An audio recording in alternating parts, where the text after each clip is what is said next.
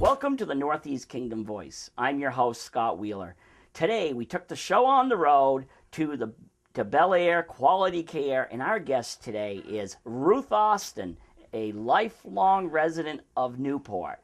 She is 101 years old, and she's here today to talk about the history of Newport as has seen it evolve during the last 101 years. Welcome to the show, Ruth. Thank you. You know, you're one of my favorite people I've ever interviewed. Is 101 years old. How did you do it? I just led a good life. That's how. Right. And one of your things you're very proud of is your hair. Even though your hair is brown, you've never dyed it. No, I've never colored my hair. Right. And I still don't. So what's the deal? How come it's still brown? Yeah, it used to be light. Yeah. But didn't you say there's other people in your family that the hair didn't change color? My mother died when she was about 80. Right. And her hair, very few gray hair. It was sort of about my color, only gray mixed in. Right. And she never colored her hair either. I was talking to your son a few days ago. Really? He didn't, his hair sure didn't stay brown. Oh. He's white. Got white. Well, my father's got white too. Yeah. But so, I don't know. I don't know why mine hasn't. So when were you born? It was 1914? I was born April 15th, 1914. And the interesting thing is, you weren't born, in a way, you weren't born in Newport. Yeah, I was born at home. But you were born in West Derby. Well, yeah, probably, but I think of it as the east side. Right. But the reason it was, at the time, it was West Derby is that was a whole community, like that used to be East Main Street, what we know of now as East Main Street, That's Newport. right. That was Main Street to you. Oh, yes. Right. But West Derby, it was just Newport. Right. We never called it that or anything. Maybe they did, but I didn't. Yeah, because being a new baby. Right, because you were just a toddler when it changed to Newport of 1918, I believe. Yeah, the thing I remember, though, my mother told me a little while ago, when I was born, she was 33 years old. Right. And I always remembered that. Now here's a photo of West Derby, now East Main Street. East Main Street. Do you remember all the stores that used to be along that section of street? Yes. And you even had a horseshoeing place. Yes. It was between that house and this one. Right. And did you know Louisa Essoff, Yes. who owned the corner store there for? But at that time, Louisa didn't run it. Right. But there was a blacksmith shop between those two. Right. And I think that man's name that run that was Harrison. Right. And he lived further up towards Derby. But anyway, that's what it was. It was a store. And they had a dance hall up here. Yeah, up on top of what used to be Louisa's Market. That's right. Right. And did you ever go to the dance hall? No, I wanted to. Right. But my father wouldn't let me learn how to dance. Now, why is that? He didn't want me getting in with that crowd. Right. So I never took dancing lessons. I never learned to dance. So at 101, how much dancing do you do now? None. Yeah. But you're a big cribbage player, though. Well, I play cribbage, yes. Right. So what else was on East Main Street at that time? Well, there used to be a general store next to this house. And it was named Slack. Mm-hmm. That was his name that run it, a general store. And when I would walk to my school, which was beyond around the corner. Where Newport City Elementary is today. Yes. That was the East School, right? That was. And a lot of the kids would stop in that store and buy candy. And this was Slack store, general store, sold everything. Dry goods, groceries, meat, everything. And beyond him was Charlie Macy's. That's his house where he lived.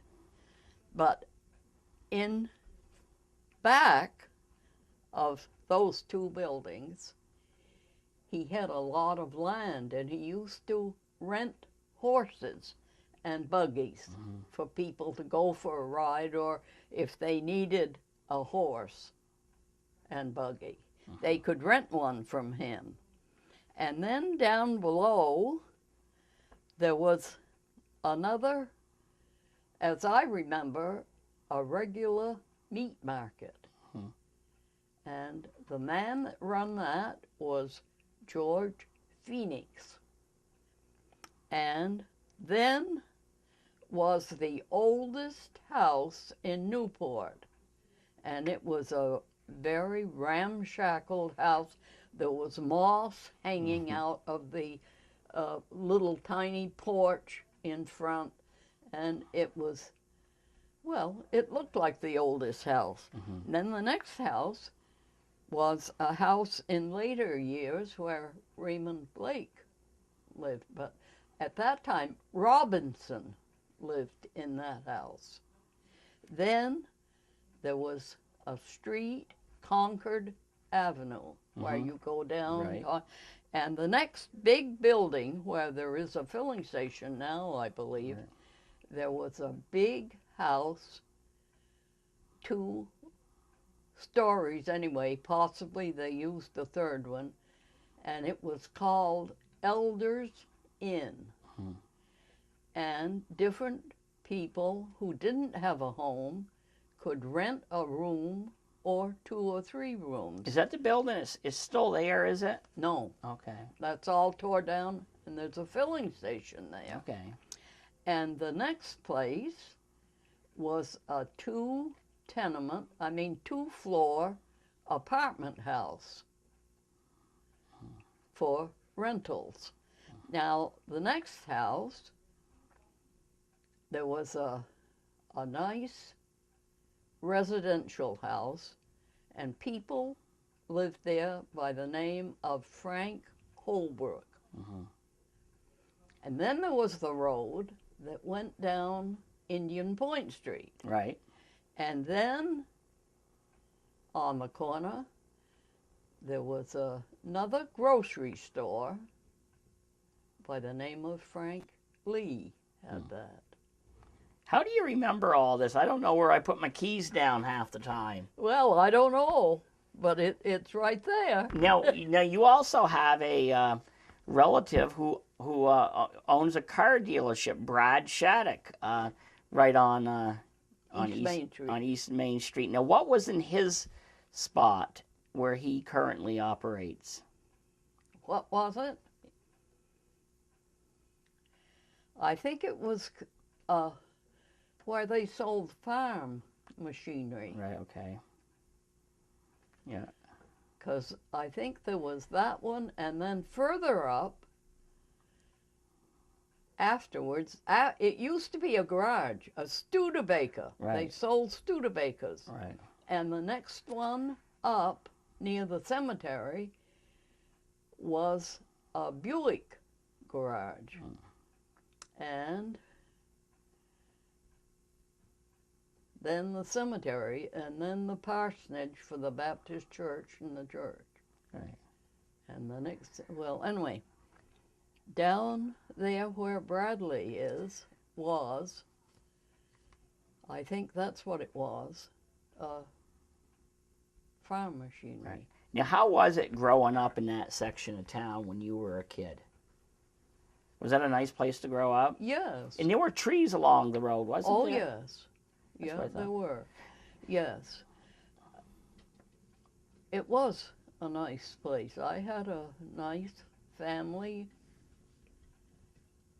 How many were there of you and your family? 2 sisters and a brother, Right. and me. Right. And of course, I was the baby. Now, how old did your siblings live to? Did they live to a ripe old age?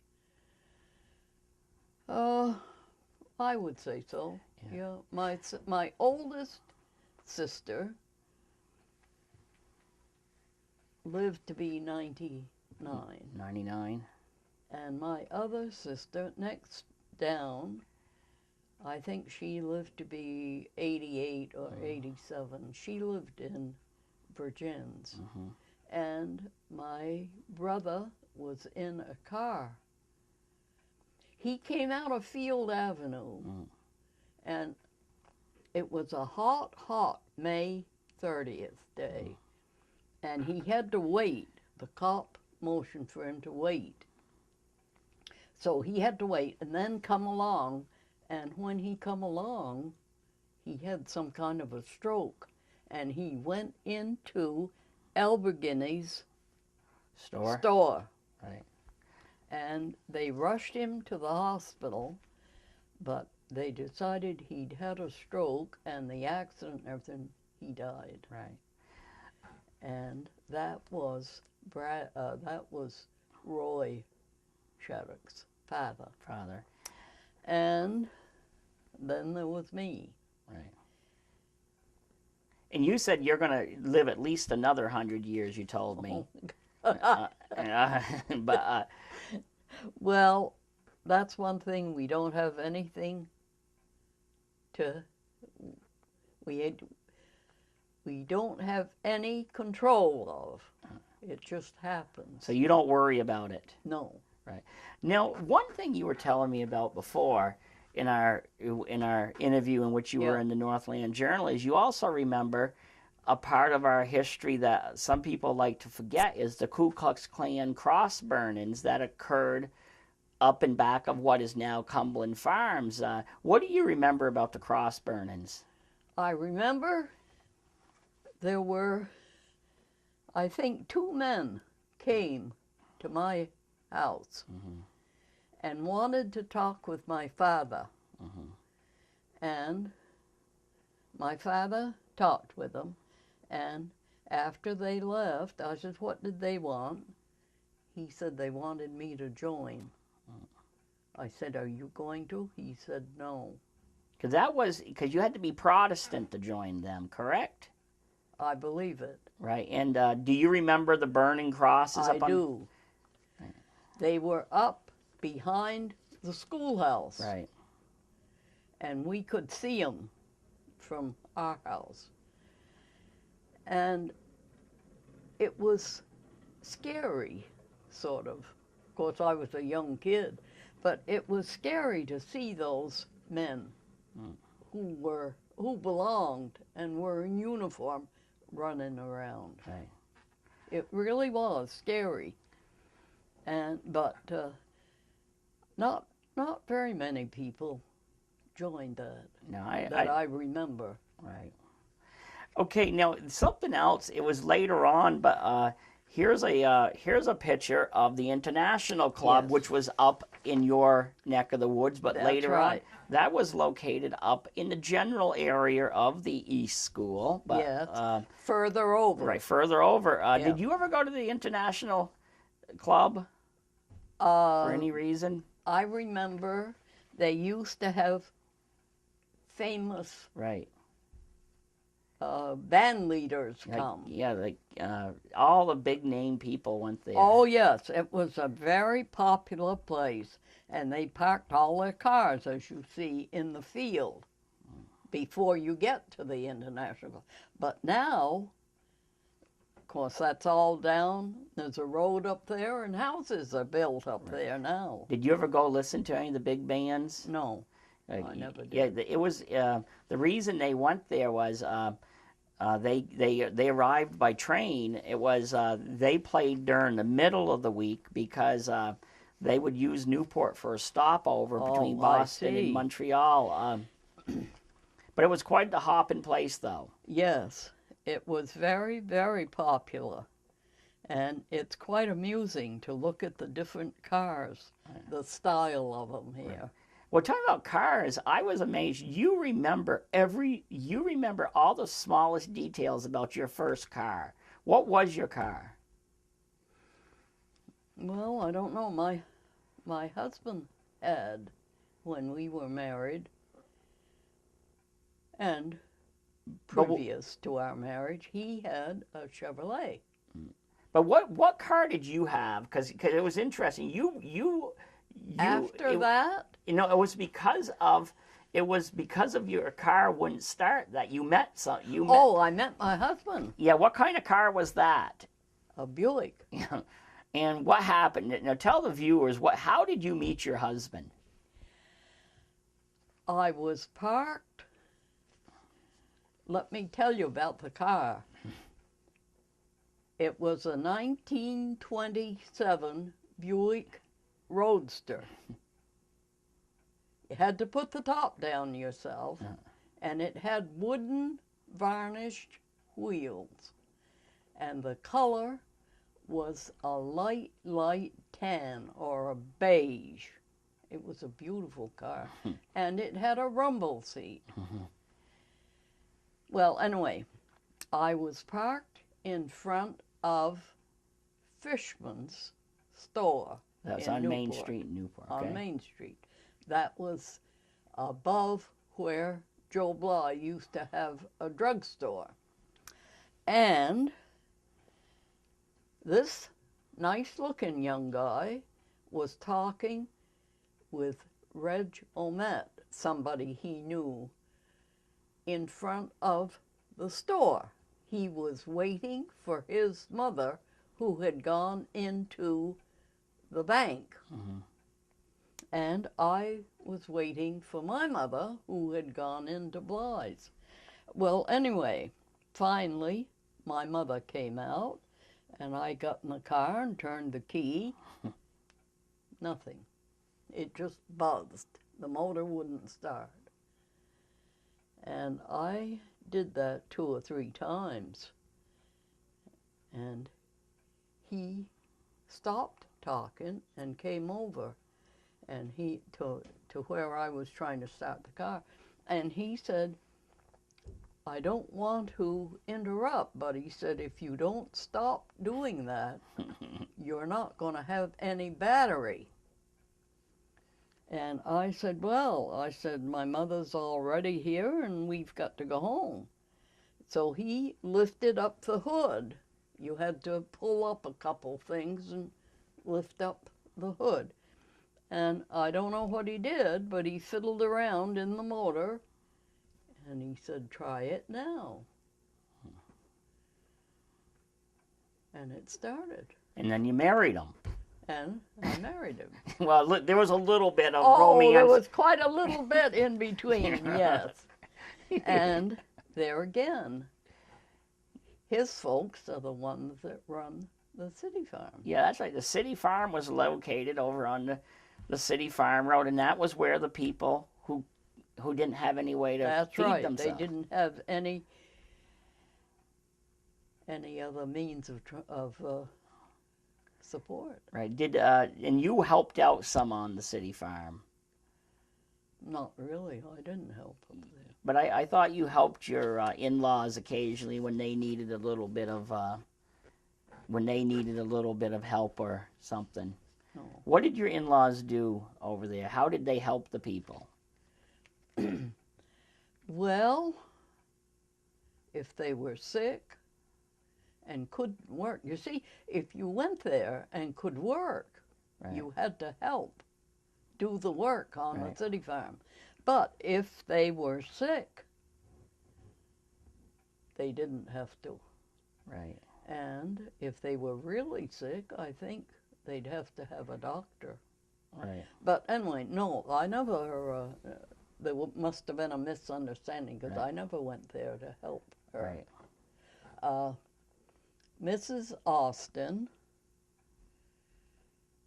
did all the cooking and cleaning, but she had one of the inmates by the name of Amy Bullis, who lived there.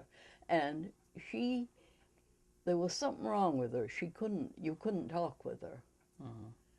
And she used to help she was the one that did the helping. Right. And you also had a farm where the men could work, as in they had a farm, a barn where they had cattle too. Oh yeah, they had to milk.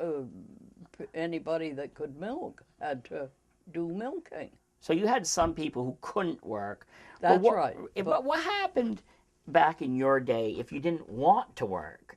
Because today, if you don't want to work, it's all, it's really like you don't have to work. That's the right. government will take care of you. But back in your day, if you didn't want to work, what happened to you? Nobody helped them if they weren't sick. Right. They had to work. Right. And if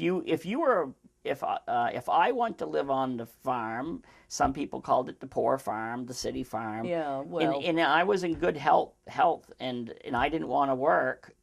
That I wouldn't have been staying there, I assume. Well, if you didn't work, you didn't get any money either. Right. Because you didn't get anything from the government either. Right. Now, at that time. Right. Maggie Little, who was a very well-known fixture around town, as She died there. Right. She died there, but she's in all kinds of postcards because she was a character. She sure was. Do you remember her at all? Yes. Vaguely. Right, and she was a popular fishing person who often dressed in the dress, but often with a man's suit coat on. Not a man's suit coat, a railroad frock. Right. That some railroad man would have given her. Right. That blue denim stuff with brass. Yeah. And yeah, everybody knew her. She used to fish all the time. She was a little slow. Some people say that she had some issues. Well, Ellis's mother, right, and Maggie, the last of her being there, they were very good friends. Right. Ellis's mother felt sorry for her, and well, anyway. Right. Now, do you remember when Gardner Park was a swamp? Yes, I do. Now, the park's pretty nice today. Oh, yes, and it's going to be better, I understand. Now, do you remember? Did you ever imagine the park would look like? No. Now, do you remember Remember the dump they used to have down there too? Yes. The burn-in. Now, looking back at that, can you believe we used to have a burn-in dump right in the middle of the city? I know it. And here's Clyde River that I used to fish in. Right. That's right. Yeah, you used to enjoy fishing. Oh yeah. You could climb right down over the back of your hill and. And my mother was the fisherman. Right. She used to fish an awful lot. As you say, just go down over the bank. And there we were, right along the river's bank. Right. What kind of fish did you catch? Perch. Right. But one time, my mother caught a black bass, and the Fish and Game Department, or the club, awarded her the first prize and gave her a steel rod and reel as a first prize because she won the biggest fish, a black bass. Now, wasn't that? Oh yeah, we used to catch pickerel. Right. Now, during the Depression, you were saying, while some people suffered because of the Depression, you said your family went through relatively easy because of your father's job on the railroad. Yes. The Depression didn't really make an impression with me either way because I couldn't see any difference. Right. Now, what about did your family grow their own food, some at least? Well, we used to have a big garden. Right. And my father would plant the garden and so on and weed it and we'd have fresh vegetables. But if there was anything else we wanted, my mother would buy it. Right. You didn't have any livestock? No. Right. And did your mother make any of your clothes? No, Right. she'd buy them. But you went on to be quite renowned in the world of rug making. Oh, I Every, didn't know that. yeah, you actually, do you know who was telling me that he's somehow related to you and he wants to come up and visit you? Anson Tebbets from Channel 3, long-term person. He has one of your rugs because he said he's part of the Shattuck family. And Where is he from? he's maybe, Lindenville. well, no, down further. It's in Memorial County, but he's been at Channel 3 for years, and anytime I mention your name, everybody mentions your rugs. Explain, how did you make your rugs in the early days? I think his mother Right, was a Shattuck right, because I had an uncle that lived in Lindenville. right. And of course, after they all went to Linden Institute and then branched off. And I think Anson Yeah, Tibbet. he's about my age. Yeah. Good-looking fella, just like me. Oh well. So how did you make your rugs? 'Cause you made them out of scraps, right? I would go to rummage sales and always buy wool coats because I could buy them for 25, 50 cents, and I'd take them home and wash them and then rip them up and cut that wool in strips and braid it. And that's how I did. That was after, well, I started it because my mother used to make rugs. And I think of my mother in a way of never throwing away anything. Now, she didn't go out and buy stuff like I did. She would use what she had in the house to make rugs. And she had a button box where she used to keep all her buttons. Never would throw away a blouse or anything till she had taken the buttons and put them in the box. Yeah, my mother was a very saving woman. Now, did you grow up as a saver, or? Well, in a way, but not as much as her. And my kids, they just throw away anything. If they can't use it, it goes. Yeah. Okay, what about this view of The railroad, the railroad? And that's where the waterfront plaza is today. think of that. Do you remember that scene? Yes, I remember that very well. Was They always used to be full of cars, of Right. box cars and Right. things. And they used to get the water there, but they used to have an ice house over in here, and they'd harvest ice in the winter to Right. to put in the cars for the summer. Right, Yep. And they used to fish here. right. So then, do you remember this photo of the mill, of the International Mill? I can't remember exactly the mill, but I know the lake there was always full of logs. Right. Because we used to walk by the road to the east side Right. and go swimming in the end of that street. But I remember these piles of lumber Right. that the mill would make. And this is all where the East Side restaurant is today. Yes. Right. It's all where the east side was probably there. Right. Yeah, right about where the mill is sets. And Yeah? do you remember it burning? No. Yeah, because you would have been fairly young when it burned. No, I don't remember it. So you remember the logs coming down the lake? I remember the logs. Right. Here's a question: Do you remember? Prohibition when they used to smuggle? Yes. Now, what do you remember about smuggling? We, Here, I'll take those. at one time, it wasn't all during the rum running. Right.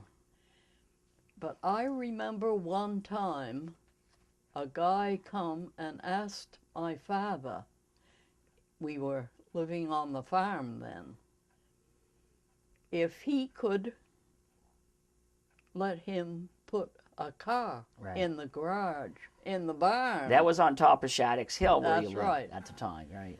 And my father was, of course, my father never drank or anything like that, and he was thoroughly disgusted. He said no. And the guy just walked off. Did you ever see any good police chases or anything? Once in a while we'd see them whiz by, Right.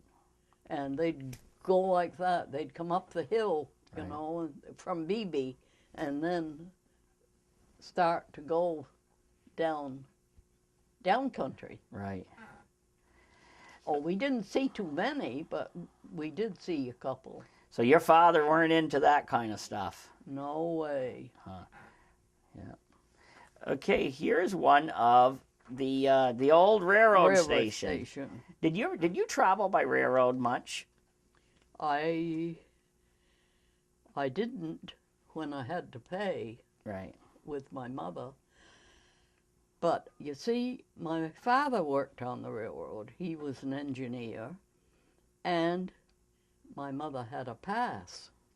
And I can remember as a kid in the lower grades, once in a while, my mother used to go to Sherbrooke. That was when you could go to Sherbrooke on the pass, because Pa worked for that railroad, but it changed soon after. Well, anyway, I can remember going to Sherbrooke. They used to have an open market, Sherbrooke, every Friday, and all the farmers around would bring fresh meat. And once in a while, my mother would take me with her because, you see, the train that would go around 1 o'clock from Newport and get back about 6. Well, my mother didn't like to have me come out of school at 3:45 and be alone until she got home. So once in a while, she'd take me. Was that in the steam? That was back in the days of the steam engine, where there's. Oh, yeah. What was steam engine travel like? Oh, it was, you'd hear it, and, you know, and you'd feel it chug. Right. What about the smoke? Did that ever bother you? Or? No. No. No. And, well, anyway, there used to be quite a few people from Newport that did that. What do you think about them tearing down the train station in the 1960s? Don't you wish they had saved that? Yeah, well, that's what I told you when I Yeah. saw it. When Yeah. you showed it to me. Yes, I think it was awful too bad that Newport didn't get that. Yeah, it would have been a nice like visitors center, but I guess the reason they tore it down is in the night, I think it was 65, the last passenger train service ended in Newport. So I guess they didn't have the foresight. But it would have made, well, they could have made something out of it. Right. Sort of a curiosity place. Right. Because there's really no memories of the the railroad station. No, it's all down. Yep, Yeah, no, I used to go there a lot. Right. But I remember going to Sherbrooke with my mother. Did you ever go from town? A lot of people talk about if you were out to North Troy or something, you'd take the train. Did you do little hops with the railroad on the trains? No, I did when my husband was the conductor. Right. I used to ride the train a lot. Now To Montreal. here's another train photo. That's of the bridge and the Oh yeah, fishermen. when they're fishing. Now, did you ever get into fishing off that bridge? No, Now, why didn't you? Too many people? that's it. Too many people, too much going on. I'd rather be where it was quiet. But I remember trains like that. And did you hear they stopped it? The railroad stopped it because one of the men was fly fishing and caught it in one of the You caught him behind the ear. workmen's. Right. I think it was one of the Britch boys snagged him in back of the ear, and they had to run right along the side of the train until the engineer could get his Stop it. stop it. So they could take that hook out of his ear. Right. Yeah. Yeah, but they ended up starting it back up. They allowed people to fish, but you had to be a little more Really? careful. Well, I don't know. But the train business was dangerous because I've read numerous articles where people got killed. Really? Oh yeah, so okay. Here's Main. You know, there's a lot of talk about Main Street now. Here's a Main Street of isn't that what Main Street kind of looked like in your youth? Yes. Well, early days. I mean, I don't remember those cars. Right.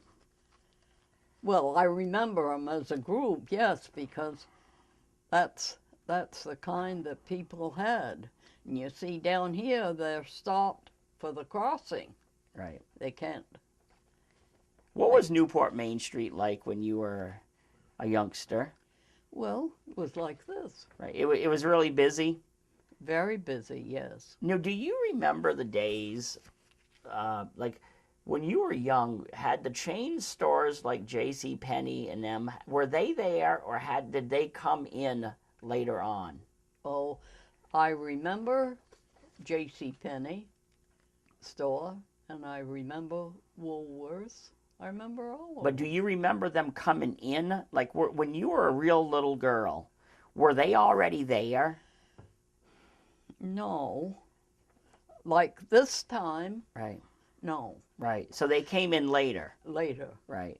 But like one would come and then another. Right. That's what I thought. Because see, a lot of the people alive today, they don't realize that during that time of chain stores, it was a relatively short period of time. Did you like Main Street before the chain stores or after? Well, it's hard to remember because I didn't go downtown Right. a lot. So I really didn't go. But now I would say these cars Right. look to be about 1918 or 1920. Right. So that was right about when you were starting to know. And see, when I was in 1920, that's when I started school. And I was 6 years old. Right. And you started, you also remember the Newport Hotel quite well down on Main Street, which was where People's Bank. Now, what kind of place was that? I don't know. I just heard about it. Right. The snake pit. You never hung out in the snake pit No, and I never tied did. one on? No, I never did. Yeah, that was quite the wild place, they say. Yes, it was. But the Newport Hotel itself, I heard, was at one day a pretty elegant place. The hotel, a lot of the band people stayed there when they were passing through. A lot of people. See, it was right next to the station almost, and people would come on the railroad, and then they see that nice hotel. Right, and then there was a parking garage right in next to it. Well, in back of it a little bit. In back of it. Right, because we need a parking garage today, and a lot of people don't realize we used to have one. And the name of that was Newport Storage. Yeah. And Morris Gray run that. And it was, you could drive right in between and park your car in there while you stayed at the hotel, and you didn't have to worry about it. In fact, my husband worked there for a time before he went on the railroad. Kind of too bad they tore down the hotel, though. You know, Yes. it probably seemed like a good idea at the time. Well, I think the snake pit was one reason Right. some people thought it should be demolished. Yeah, Snake Pit was quite the wild place, I understand. Yes, but you can see what a beautiful building it was. Right. And I remember Dan Brannon used to have an insurance thing here. And Fideli's was located And Fideli's had a store there. Right. Okay, what about, we'll back up a little bit now to the flood of 27. Do you recall? I remember it, but I can't remember anything serious. Because you were up on high Yes, ground, so you yeah, didn't really worry too much. Yeah, I was up on there, and I know my father couldn't work for a while till they got the tracks all fixed and everything. Right. Yeah, because it took out some of the bridges in this area. It took out many bridges and roads around the state. But It did. Newport, they had to put at least one new bridge in. The railroad bridge didn't float away, I understand, because they put railroad cars on it. So you don't have too many memories of that. No, I really don't. Right. Because as we say, it didn't affect me up there on the hill. Right. Okay, here's another picture of Main Street. It's kind of a painting type picture, and it shows the block that just was recently torn down on your right. What do you recall shopping in that block that was torn down recently, where Farron's flower shop was and everything? No, I don't remember that. I remember shopping in Montgomery Ward. Right. And these are later cars. Now, like that car parked there, that white green one? Buick roadside Johnny, that's the way that white one was parked. Right. See, back then they used to do some diagonal parking. Yeah. But Newport at that time, growing up, you could get pretty much anything you wanted. Yes, you could. Right. And here's another photo. This is later years of Newport and that same block. That was probably maybe 6. Whoa. Yep. And that's later on. That's probably a Main Street you really recognize. Yes, and I think that's that Buick I was telling you. Right. Because you see, it is a Buick because it's got those 3 things on the radiator. That's the one you thought was your car? Yes. Oh, okay. And it had, yes, I'm sure that is a Buick, because I'm sure it was my car, my husband's car. Right. Because it had 3 holes, about like that in the radiator. Right. And they had that on Buicks. Every one you buy, they'd have those 3 things. Yeah, I'm quite sure. And a magnifying glass, I'm sure that number plate is 2. But see how they're all parked Right. like that? And Montgomery Ward is still here. Still here. Pittsburgh Paints. These are very interesting pictures. Right. Did you like Main Street when you were in early? What do you think about Main Street in the last 20 years though? Well, it isn't. I remember they used to have a popcorn machine out in front of John Police store. Oh. And on Saturday night, people used to go and park and watch the people walk up and down the street and do their shopping. and eat popcorn. And now that building where JB Police was is gone. Yeah, I know, it's too bad. But I always thought of John Police store because they always had a lot of fresh fruit in the windows, and they had a lot of candy in the store, different kinds. Yeah, that was really a nice store. And of course, Hamlet's store, they had a lot of good things too.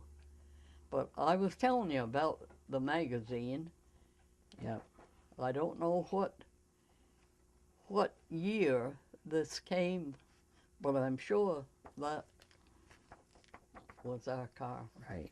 You know, this is on another topic a little bit. Do you remember the World War II years and what it meant for you back at home? Like, because they had rationing back during World War II, but that doesn't stick out in your mind. They had stamps Right. that you'd have to buy. Now, I have some of those if you would like them Right. for anything. Right. Okay. Would you? I could take photos of them at least. Yeah, So, do you remember, like, you didn't have anybody at war, anybody in your No. family, but was it something you thought about or you didn't even think about? I did. I think a lot, they used to talk about it in school. And I think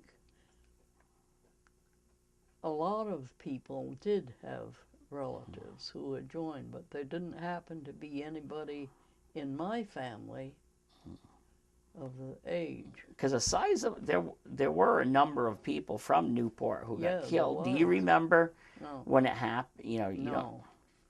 So, okay, on to the Anthemus. That wasn't the well. Are you old enough to remember the Lady of the Lake? No. The big paddle wheeler. You're just a little bit No, too. I don't remember the Lady of the Lake. You must I remember remember this boat. the Anthemus. I never went on it, but I used to see it, and if I was in swimming, where I told you I'd see it go up, and I'd think how nice that must be to go sailing on a boat.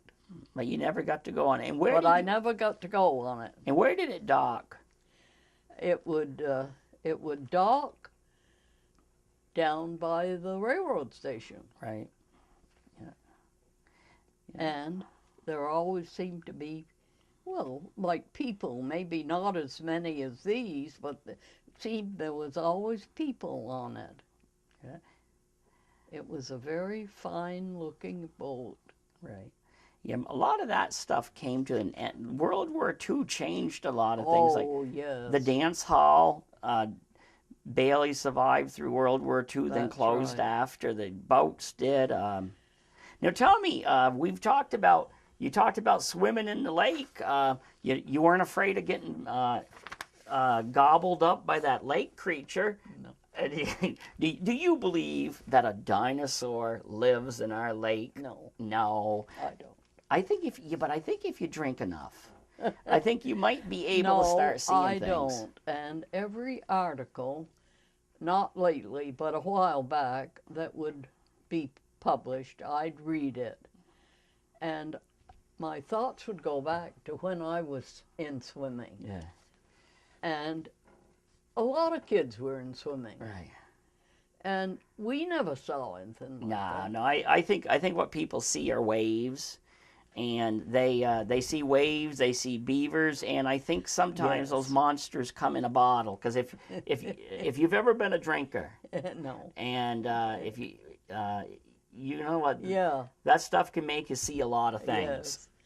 Well, I don't know. I can't believe. And another thing, it was said, or in print, that she used to be on Shattuck's Hill and Yeah. look at the lake and see Right. that monster from there. Now, that isn't possible. No. How could anybody see this in the water? from that distance. Right. Yeah. No. I think it might be it's a fun myth, but I don't think anybody really. Thought of it. Yeah. I So. don't think anybody that lived here and did go in the lake, Right. you know, boating or Right, fishing or swimming, believed it. So here's a little bit later of Main Street. Did you ever go to Burns Theater, which was on your right? Oh yes, That was a. a lot of times. But there again, see how nice that hotel is. Yeah, on the left-hand side Yeah, of the hotel. and that little garage was right in back there. Now, tell me, I'm not sure when talking movies came in, but did you ever see any silent movies? Years ago, yes. That must not have been too much fun. Yeah, Yeah. it was really something. My mother liked to go to movies, so we went quite often. Right. So throughout the years, when you were raising your kids, Newport's Main Street was pretty bustling. Yeah. When you look at Main Street today, or in the last few years, do you think there's any hope for Main Street? Do you think it'll ever come back? No. You see, as I remember, Saturday night was the busy time. You could never park your car because the places would be all filled. Right. So what we used to do sometimes was take a car and park it and then come home. One of the kids or somebody would drive us down and, well, anyway. So when we had supper and wanted to go back to have a place, our car would be there. But how would you get back down? Walk down? No, we'd have one of the kids take us down in their car.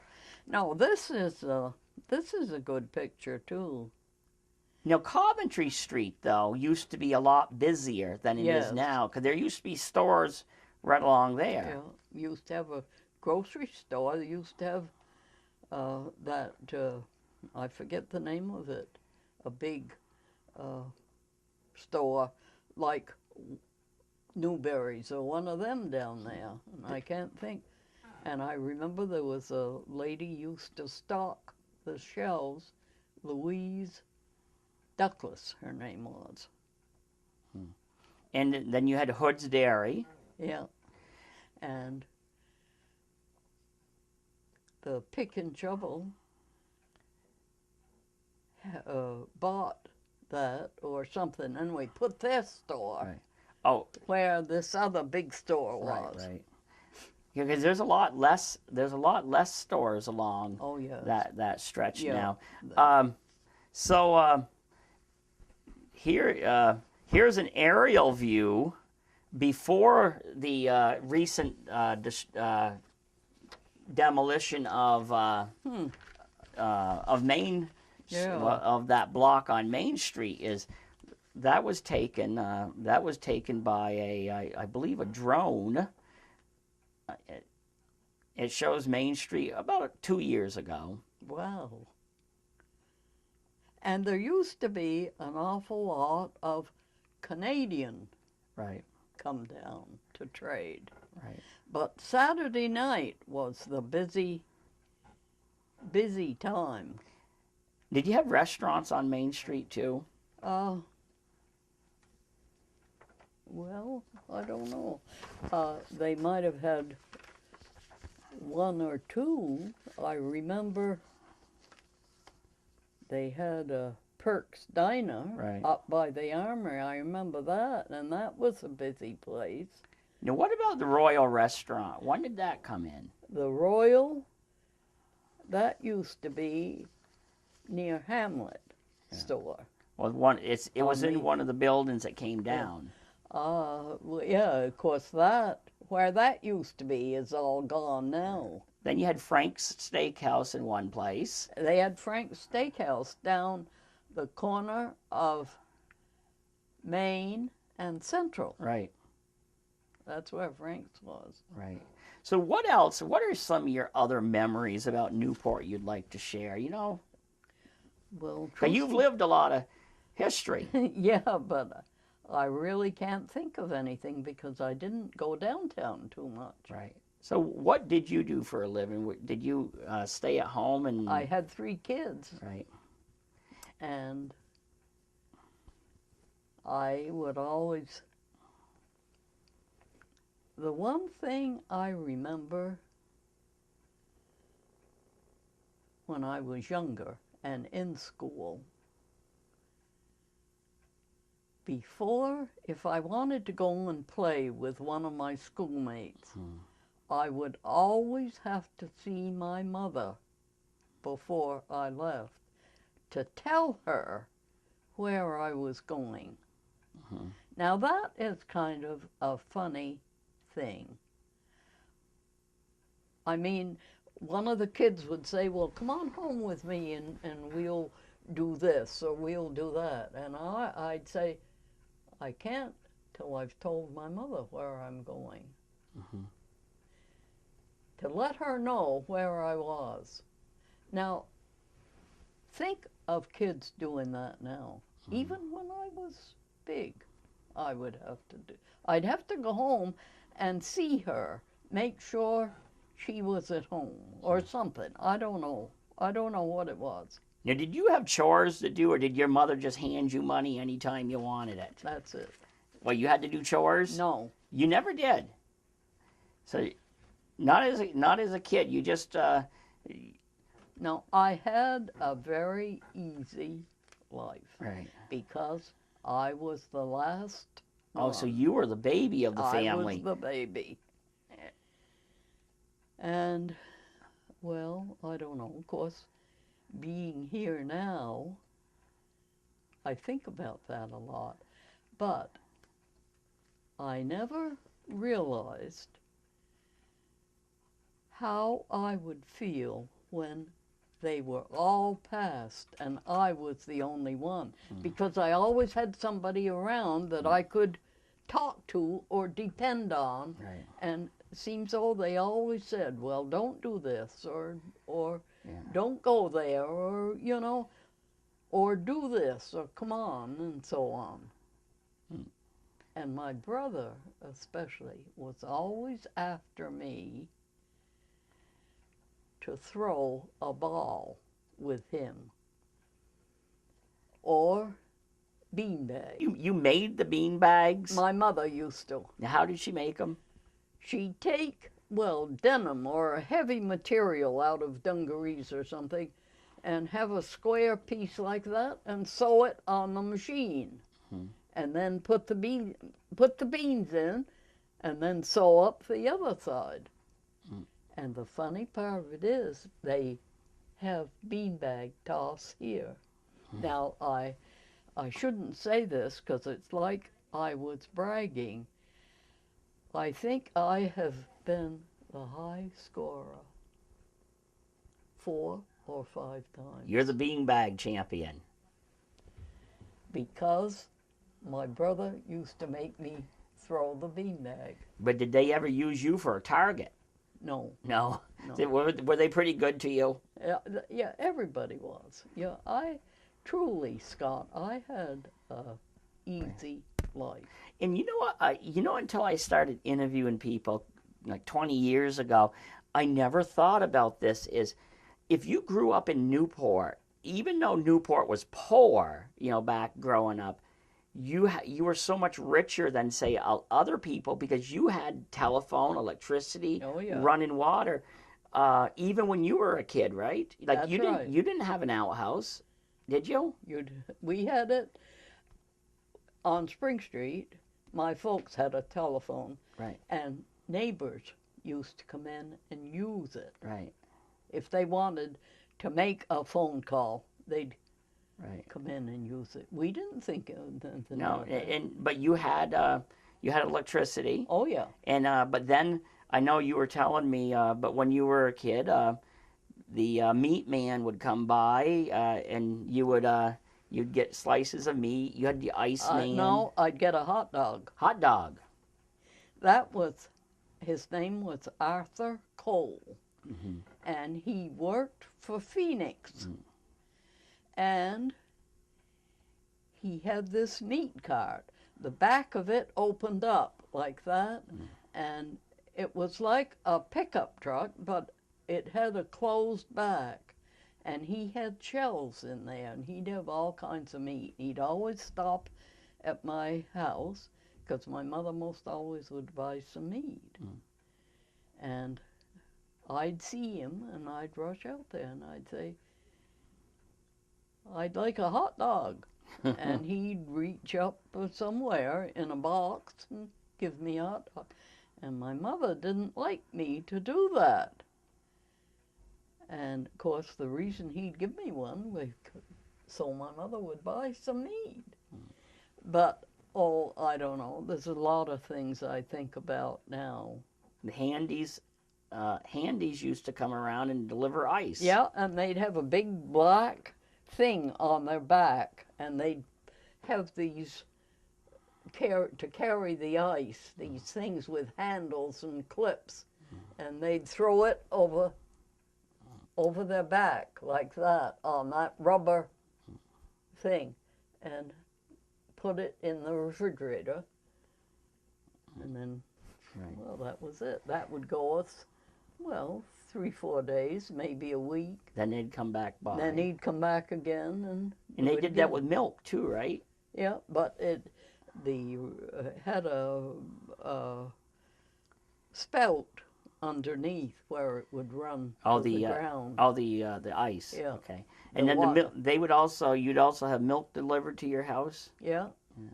Yep, milk. Right. Now tell me this, is you look back now at 101 years old, if somebody had told you when you were a kid in school that someday we'd go to space, or we'd be carrying a phone around in our pocket, would you have...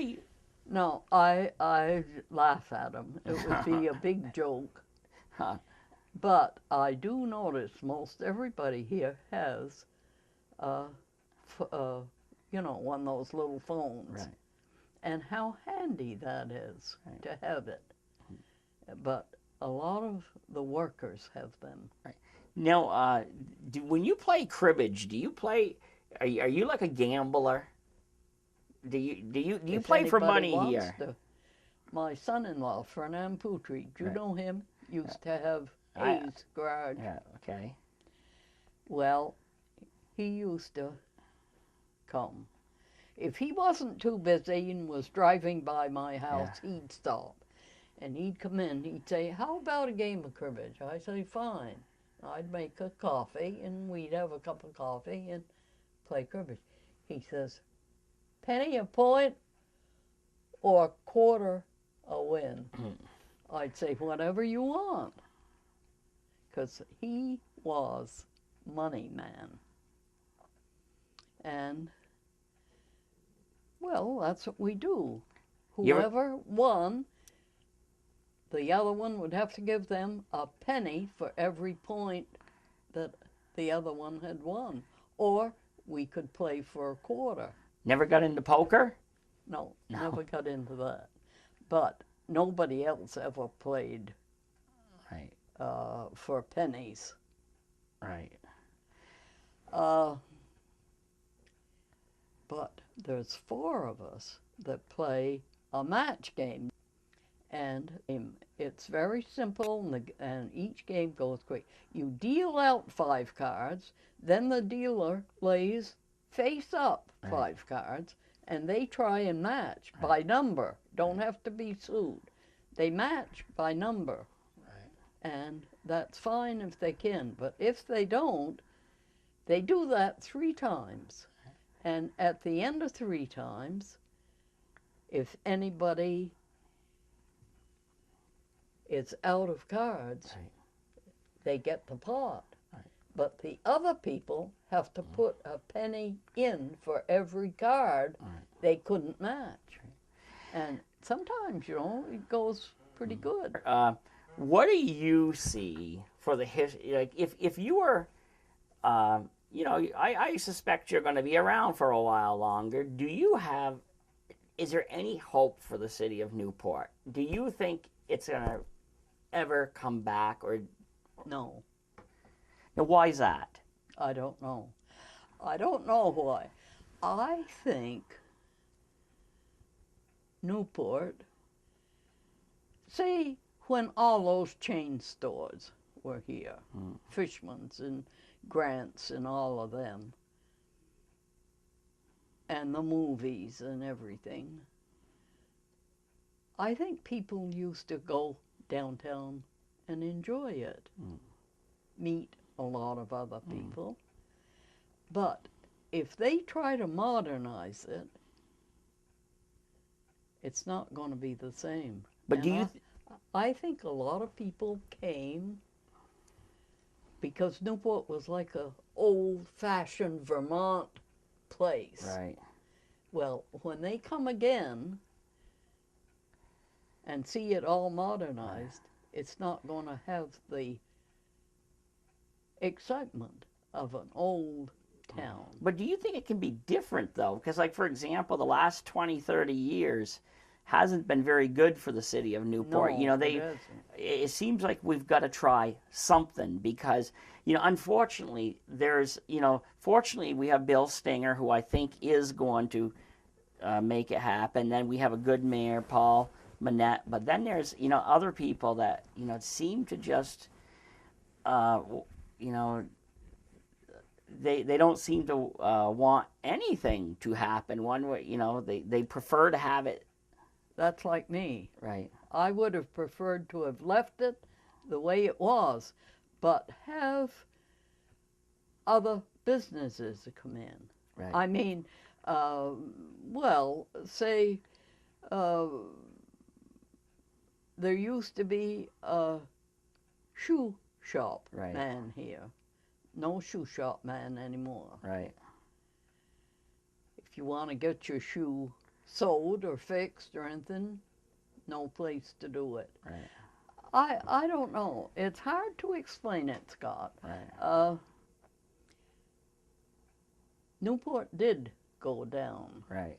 But I think it was losing those chain stores. Right. And of course, it was a big store like Walmart. Right. And those great big ones that put these smaller ones out. Well, Ames department store Yes. had an impact on Main Street because people started going up there. What about the interstate that came in late 60s, early 70s? No longer was Route 5 the main, which went right down Main Street. That wasn't the main route anymore. No. The interstate became a major. Yeah. And of course, then the railroad left. Right, the railroad. And yeah, I used to go on the railroad lot because I had a pass. I could Right. go anywhere on the CP. Right.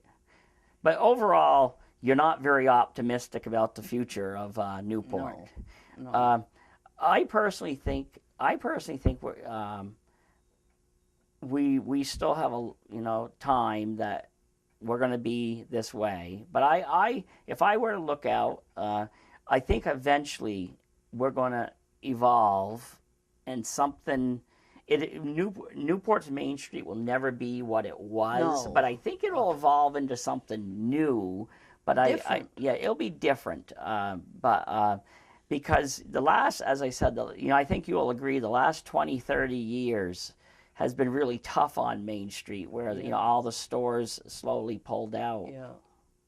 But so do you think you'll be around in, like, say, 2-3 years? Well, I don't know. I hope not. Yeah, but I'm gonna tell you, I've never met anybody like you, 101, where you can.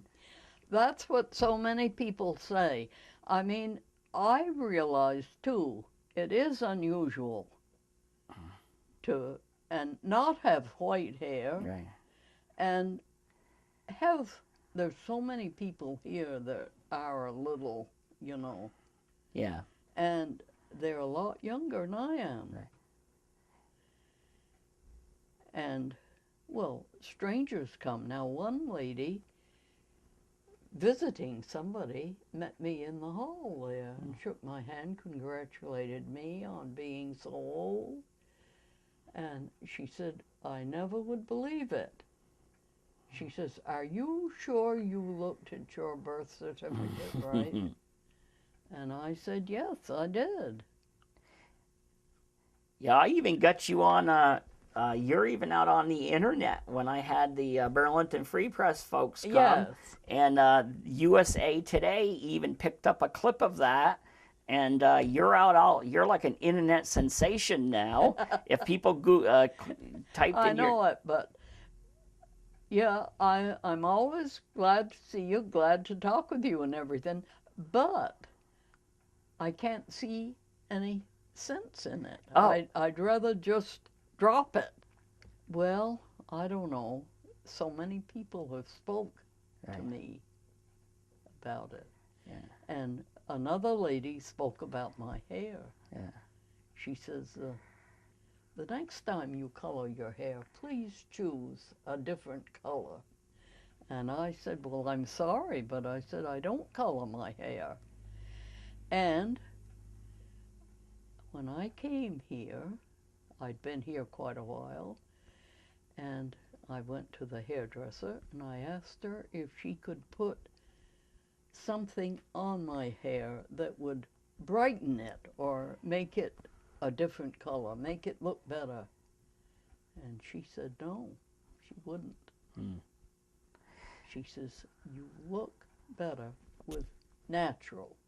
She says, no matter what I put on or change, it would look like you colored it. Right. So she'd leave it alone. Yeah. So I have.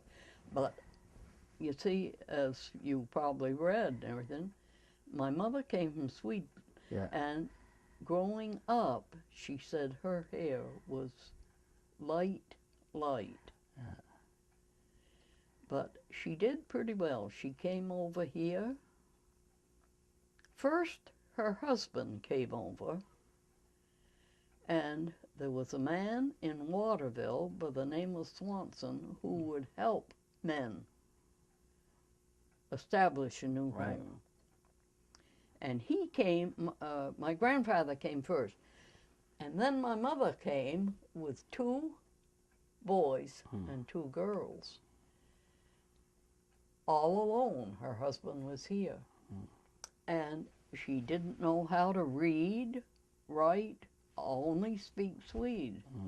And by herself, she learned all that.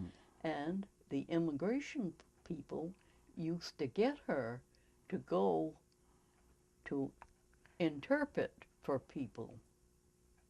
Swedish or Norwegian. The language was so much the same, she could do both. Right. And I think, the more I think about it, how hard that must have been for her. Right. Right. I know when we were kids, she always talked Swede to us. Yeah. Of course, when we went to school, then it was all forgotten. Right. But anyway, my grandfather worked in Cableton, which was a place this side of Sherbrooke where they had a copper mine. And he got acquainted with a young guy that lived in Waterville, which is this side of Sherbrooke, and lived at home with his folks and would have a farm. Anyway, they got acquainted. He said, if you help me get money so I can get my family over here, I'll give you my oldest daughter in marriage. And that's what happened. Have you heard of anybody doing that nowadays? Not nowadays in this country, but I know it happened in your day. Is that right? You've heard it before? Yeah. Oh yeah. Well, I never had. Yeah. No. But isn't that something? Anyway, they did. They got married in 2 weeks. Right. And went to live on the farm with his folks. Right. Gradually, the old folks died and the farm was theirs. Well, I don't know. It is something like that to think how things happened. Yeah, no, that's it. And How many grandkids and great grandkids and everything do you have now? oh God, I don't know. You've lost all count. They've all had their own kids, Right. and I don't know. Right. You see, like with my oldest daughter, there's three. I got three grandchildren, Right. and my son none. And my youngest daughter, I've got three, had three, four, one just passed. Yeah. So that is, I had 8 Right. grandchildren. Well, over a period of time, they've all married Right. and had Right. children. So Okay. Well, thanks for coming on the show, because it was great to see you on your 101st birthday again, and it was Well- a great photo you took. oh, I don't know. Yeah, My son stuck it up on the wall there, but the tiara I Right. had on fell down. It looks as if I had something on my head. Okay. Well, thanks for taking your time. Well, nothing else to do, Scott. Okay. Always glad to see you when Good. you come. Okay, and thank you to the viewers for tuning in to another segment of the Northeast Kingdom Voice.